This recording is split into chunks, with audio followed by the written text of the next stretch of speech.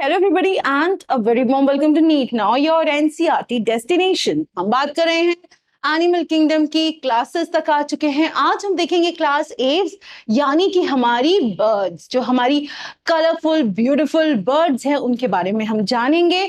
इससे पहले सब्सक्राइब जरूर कर लीजिए ताकि जब भी नोटिफिकेशन आए मिल जाए आपको, है ना। चलिए, so know how are aves are, यानी कि हमारी बर्ड्स जो हैं वो किस तरीके से हैं, उनके जनरल कैरेक्टर्स क्या हैं। The characteristic feature of aves are the presence of feathers, and most of them can fly except flightless bird. For example, ostrich. Ostrich उड़ नहीं सकती। इसके कुछ और एग्जाम्पल क्या है? emu, penguin, ठीक है, कीवी।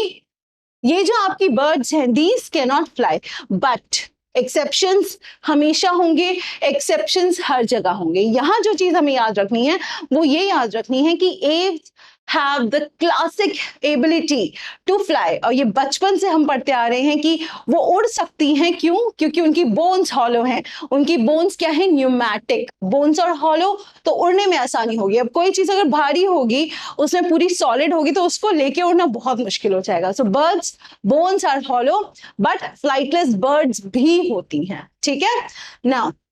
दे possess beak, माउथ की जगह बीक होती है, चोंच होती है। The forelimbs are modified into wings. The hind limbs generally have scales and are modified for walking, swimming or clasping the tree branches. आगे के जो हाथ है उनकी जगह क्या होते हैं? पंख होते हैं। हमको बहुत अच्छे से पता है कि उनके पंख होते हैं। अच्छा, जो हाइंड लिम्स होते हैं, यानी जो हम पैर कहते हैं जनरली, उनके अलग अलग फंक्शंस हैं। कुछ पे स्केल्स भी होते हैं। स्केल्स जैसे हमने स्नेक पे देखे थे उसी टाइप के। जैसे अगर मोर के पैर आपने बहुत ध्यान से अगर कभी देखे हैं, स्केल्स बहुत इजीली विजिबल होते हैं, ठीक है। इवन पिजन जो होता है उसके भी स्केल्स होते हैं। अच्छा, अब ये जो पंजे होते हैं रादर, वो किस किस काम आते हैं? पहला क्या है? वॉकिंग।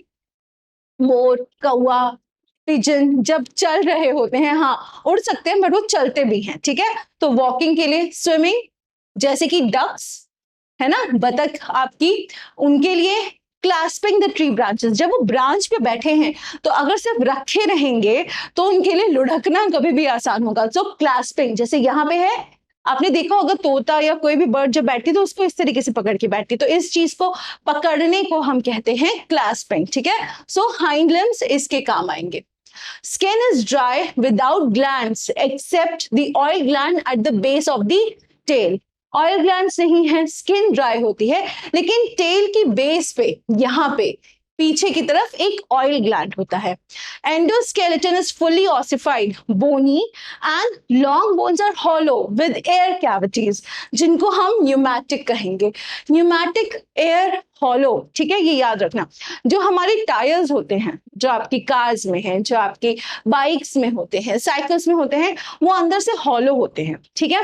अब ये जो हॉलो टायर्स हैं, इसकी वजह से मूवमेंट जो है वो फास्ट हो जाती है। अगर आप देखोगे एक बैलगाड़ी, जिसका जो पहिया होता था वो हॉलो नहीं होता था, वो पूरा सॉलिड होता था, धीरे धीरे चलती है कंपैरिजन में। अब आप ये कह दो कि उसके यू कैन से कि एनिमल पे भी डिपेंडेंट है, बट स्टिल वो हैवी होती है। कार्स वगैरह में, बाइक्स वगैरह में आपके न्यूमैटिक टायर्स होते हैं, वही यानी कि अंदर से हॉलो। अंदर क्या भरवाते हैं हम? हवा भरवाते हैं, नाइट्रोजन भरवाते हैं। सो क्यों? बिकॉज दे आर न्यूमैटिक, अंदर से हॉलो। तो इनकी बोन्स जो होती हैं वो भी होती हैं हॉलो, अंदर काफी गैप होता है ताकि उड़ने में आसानी रहे।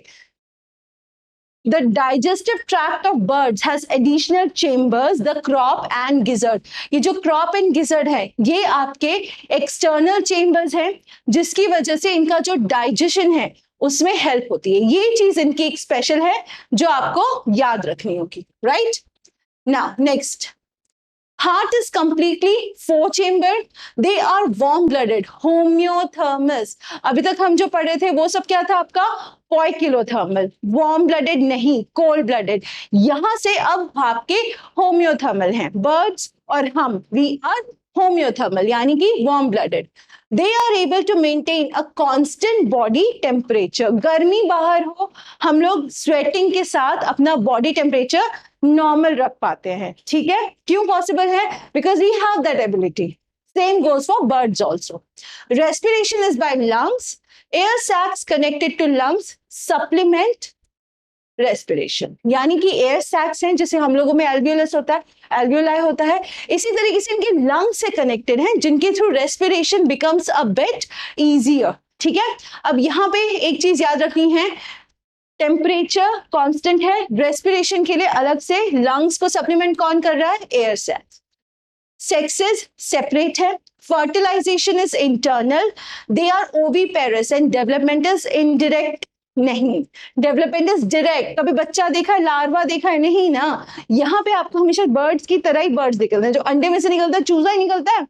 सो डेवलपमेंट इज डायरेक्ट, फर्टिलाइजेशन क्या है, हाउएवर फर्टिलाइजेशन इज इंटरनल। ठीक है, अब बहुत सारे एग्जाम्पल्स हैं, Corvus crow, Columba pigeon, Psittacula parrot, Struthio ostrich, ये रहा ostrich if you can see. ठीक है, नेक्स्ट इज योर पैवो हो गया था हमारा, हाँ ये रहा peacock, Pavo, right. Next is Aptenodytes, penguin, Neophron आपका vulture. So this is your class Aves. मुश्किल नहीं है, बहुत ही इजी है। अब तो हम बस, अब लास्ट क्लास मैमेलिया रह गई है। आई होप आपको समझ में आई होगी, कोई इश्यू नहीं होगा। बस एक बार रीड कर लो एनसीईआरटी से ना, तो इजी हो जाता है। और ये सबसे आसान क्यों है, क्योंकि इसके एग्जांपल्स आपने बहुत सारे देखे हुए हैं। हम लोगों के आसपास बर्ड्स इतनी सारी हैं that you can actually remember the examples very easily. ठीक है, so till we meet next time, please just go through these, revise कर लीजिए, इनको अच्छे से पढ़ लीजिए, एनसीईआरटी की रीडिंग कर लीजिए, ताकि आपको चीजें ध्यान रहे आसानी से। Till we meet next time, take care, keep studying, keep reading. I'll see you soon. Thank you.